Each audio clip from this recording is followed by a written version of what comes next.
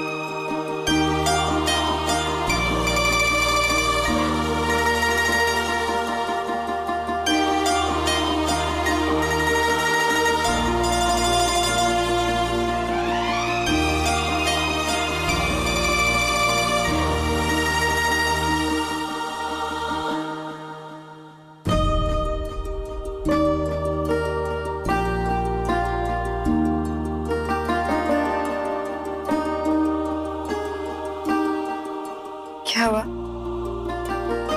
आप हार रखना भूल गए? अभी तो ये रिक्त है, किंतु इससे हम अपने प्रेम से, अपनी स्मृतियों से भरेंगे, उन पलों की स्मृतियों से जो हम एक साथ बिताएंगे इस ऐतिहासिक विवाह के पश्चात।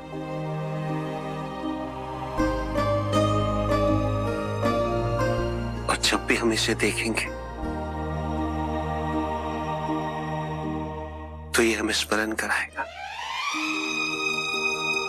कि हमने कितनी लंबी यात्रा तय की है और अभी भी कितनी लंबी यात्रा शेष है।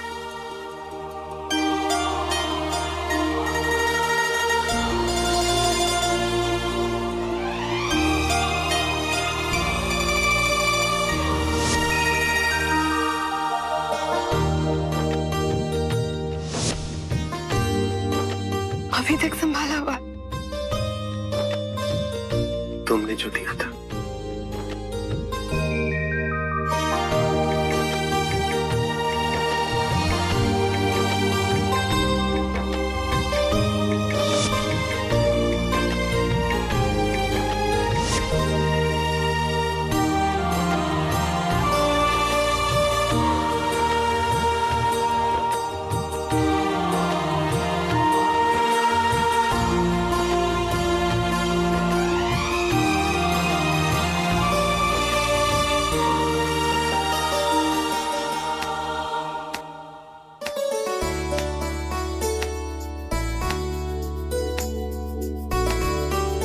जिन 9 सौभाग्य सूचक वस्तुओं को माँ का आशीर्वाद प्राप्त होता है, उसमें से एक हल्दी है।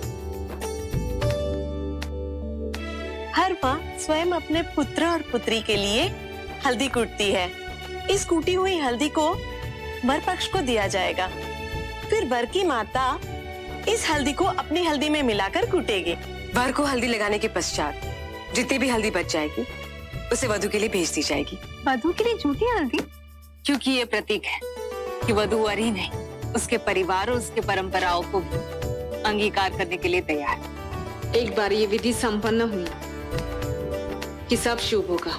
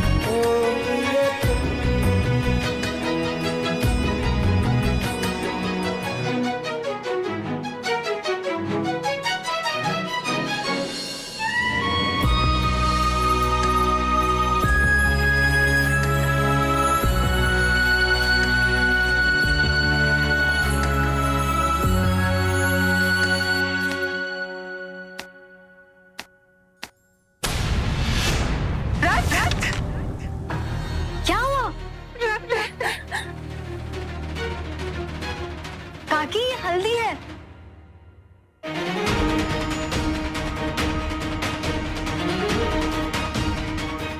क्षमा करना देवी, भ्रम था मेरा। धर्मा भी अति करती है, हर समय चाहती है कि सबका ध्यान उसकी ओर है। माँ, आप ठीक तो है ना? आपकी चीखने की आवाज।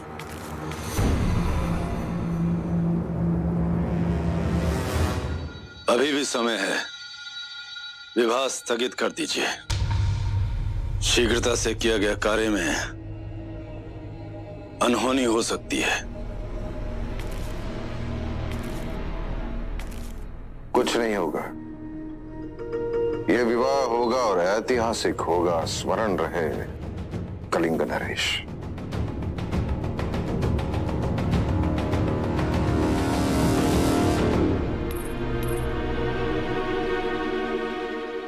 ठहरिए, आपको यहाँ नहीं आना चाहिए था। आप कक्ष में जाइए और आप दोनों की हल्दी वहीं आएगी।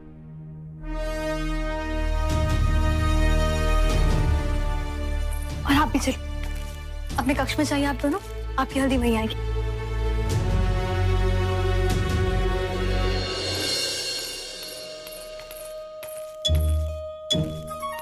देवी, तुम तो वरपक्ष से हो, यहाँ पे क्या कर रही हो? अच्छा, विवाह तय हो गया तो मैं वर पक्ष की हो गई। अच्छा, पहले हमसे मिली और यहाँ आते ही वधु पक्ष में चली गई। किसी पर भरोसा ही नहीं कर सकते आजकल। तो क्या हुआ, मैं दोनों पक्ष से हूँ।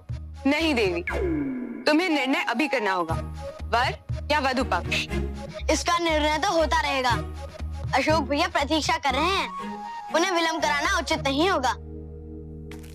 अरे फिर संभाल के हल्दी गिरनी नहीं चाहिए।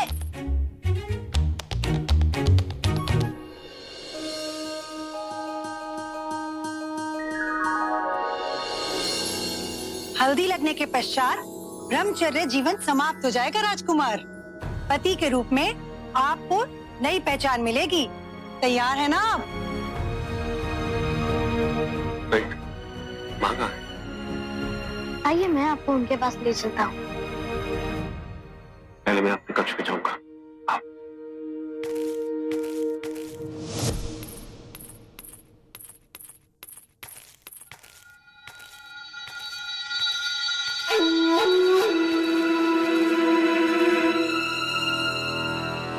आज के बाद कौरव की आजीवन अशोक के रंग में रंग जाएगी।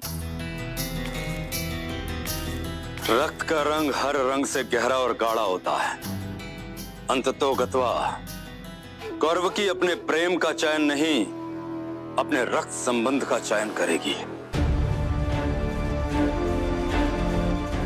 इसलिए ये विवाह भी ऐतिहासिक हो जाएगा।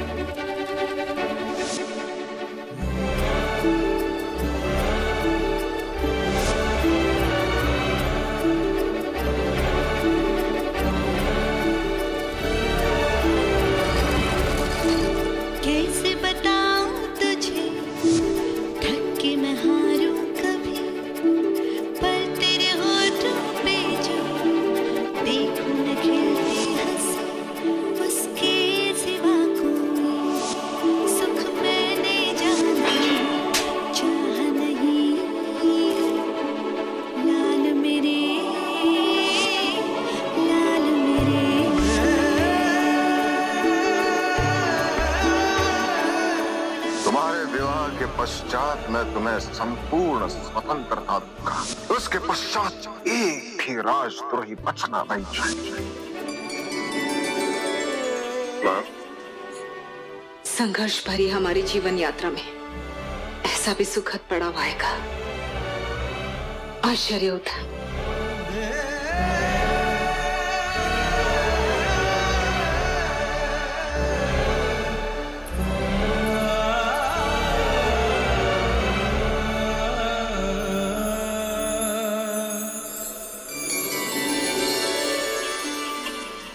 देवी, तुम्हें भी लग कैसे कर सकती हो? आओ।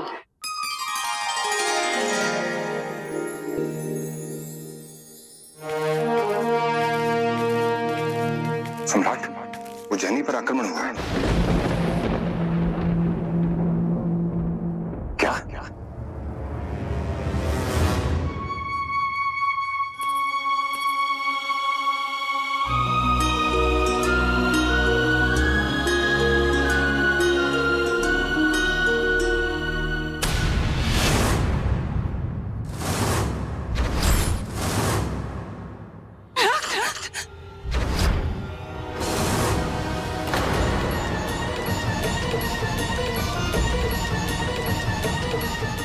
क्या हुआ? माँ ठीक तो है ना?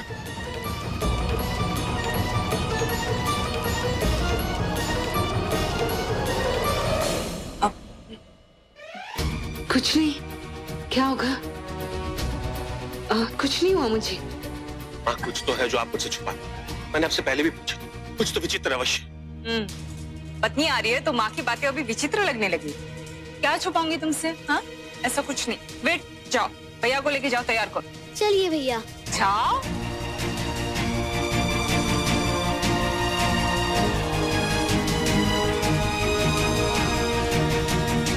देवी, मुझे उस साधु से भेंट करनी है, शीघ्र। इस आक्रमण की सूचना अशोक तक नहीं पहुंचनी चाहिए। आचार्य राधागुप्त, आप सेना के एक टुकड़े लेकर शीघ्र कूच करें। जी सम्राट। अशोक के विवाह के समय एक के बाद एक बाधाएं क्यों आ रही है?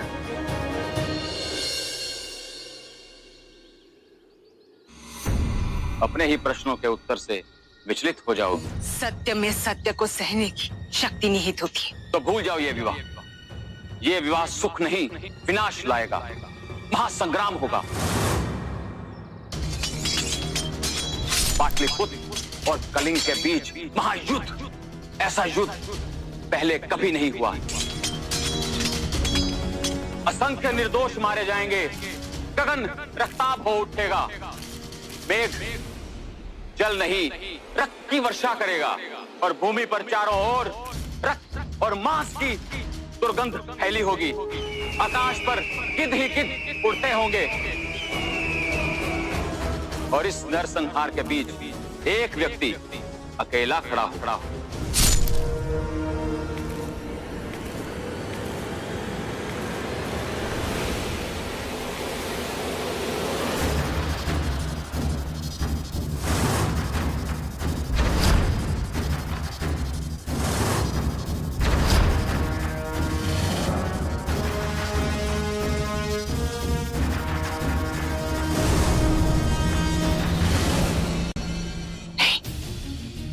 नहीं होने दूंगी। तुम्हारे चाहने न चाहने से कुछ नहीं होता है। यदि तुम ईश्वर की इच्छा के विरुद्ध गई तो दुष्परिणाम होंगे। तुम्हें विकल्प ढूंढना होगा और यही कन्या अशोक को सुख और शांति देगी। अशोक को उचित पथ पे ले जाएगी। ये तो कौरव की, वो तो कलिंग की। कौरव की तो जब अशोक के साथ रहेगी तो कुछ करेगी। अर्थात मेरे कहने का आशय समझ जाओगी। तुम्हें अशोक के लिए योग्य कन्या मिलेगी और फिर तुम स्वयं इस विवाह को तोड़ दोगी। मैं कौरकी के साथ अशोक के विवाह को क्यों तोड़ूंगी? मैंने सोचा था कि आप महात्मा हैं, ज्ञानी हैं, किंतु आप पे तो साधारण मनुष्य जैसी सोच भी नहीं। व्यर्थी देवी की बातों में आकर मैंने यहाँ आकर अपना समय व्यर्थ कर दिया। व्यर्थी अपशकुन की कल्पना करने लगी। ये विवाह होगा। मेरा पुत्र कौरकी से विवाह करके अपने गुरु का स्वप्न साकार करेगा। वो संरक्षक है। अशोक तो लोगों के शोकों का नाश करता है। वो ऐसा संहार कभी नहीं करेगा। इतने लोगों की मृत्यु का कारण कभी नहीं बनेगा मेरा पुत्र।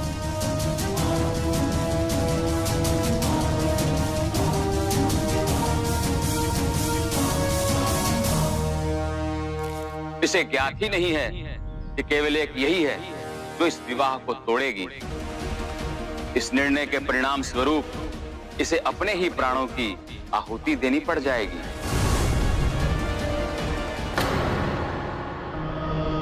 उज्जैनी राजभवन पे शत्रुओं का अधिकार हो चुका है और मगध पे भी संकट मंडरा रहा है।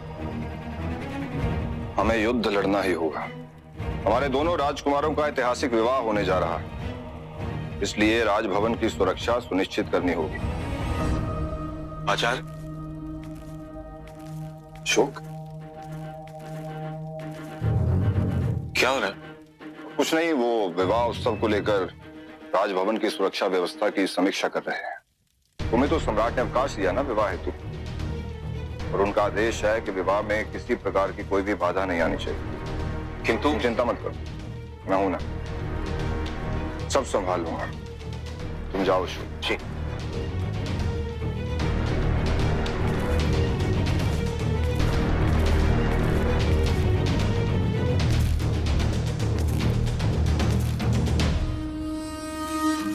कहाँ जा रही है आप?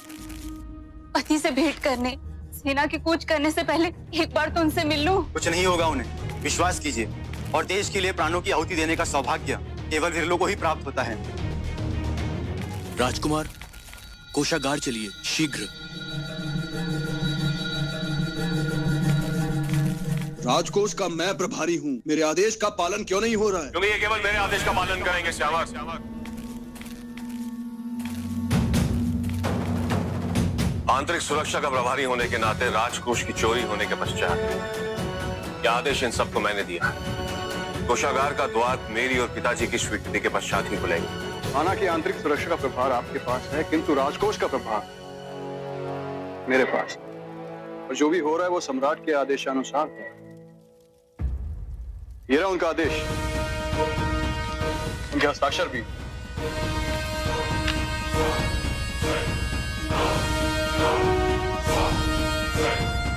संतुष्टि हो गई आपको? किंतु पिताजी ने तुम्हें ये कोष निकालने का अधिकार क्यों दिया? इसका उत्तर देने का अधिकार मेरे पास नहीं।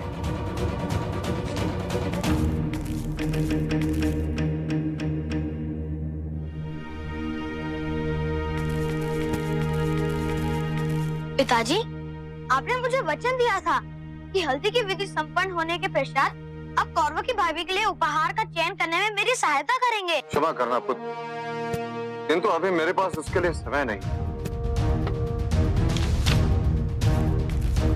पिताजी,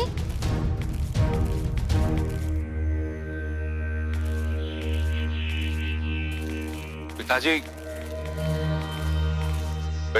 पिताजी कहाँ? अभी अभी तो गए। कुछ बताया उन्होंने कि वो कहाँ जा रहे हैं? नहीं।